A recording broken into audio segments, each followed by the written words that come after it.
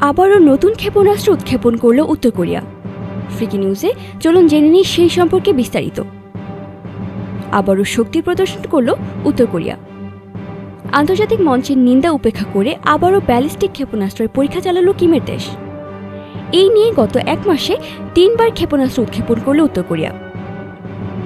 দক্ষিণ কোরিয়ার সংবাদ মাধ্যম সূত্রে খবর, সম্প্রতি উত্তর কোরিয়ার রাজধানী পিয়ংইয়ং থেকে উত্তর পশ্চিমে অবস্থিত কুসং শহরের কাছাকাছি একটি স্থান থেকে একটি ক্ষেপণাস্ত্র নিক্ষেপ করা হয়েছে। এর আগে গত মাসে দেশটি 2 দফায় ক্ষেপণাস্ত্র পরীক্ষা চালায়, যদিও সেগুলো সফল হয়নি। 2বারই নিক্ষেপের কয়েক মিনিটের মধ্যে ক্ষেপণাস্ত্রগুলো বিস্ফোরিত হয়। চলতি বছর উত্তর কোরিয়ার পক্ষ থেকে ধারাবাহিক ক্ষেপণাস্ত্র নিক্ষেপের ঘটনায় আমেরিকার সঙ্গে দেশটির উত্তেজনা চরমে রয়েছে। উত্তর কোরিয়া দূরপাল্লার এমন ক্ষেপণাস্ত্র তৈরি করার চেষ্টা করছে যেগুলোর পরমাণু ওয়ারহেড বহন করে মার্কিন যুক্তরাষ্ট্রের মূল ভূখণ্ডে আঘাত করতে পারে বলে মনে করা হচ্ছে।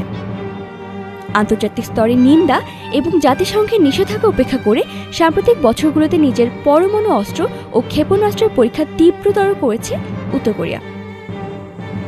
এতক্ষণ আমাদের সাথে থাকার জন্য ধন্যবাদ। আমাদের পরবর্তী আপডেট পেতে ফ্রিকি নিউজ চ্যানেলটি সাবস্ক্রাইব করে আমাদের সাথেই থাকুন।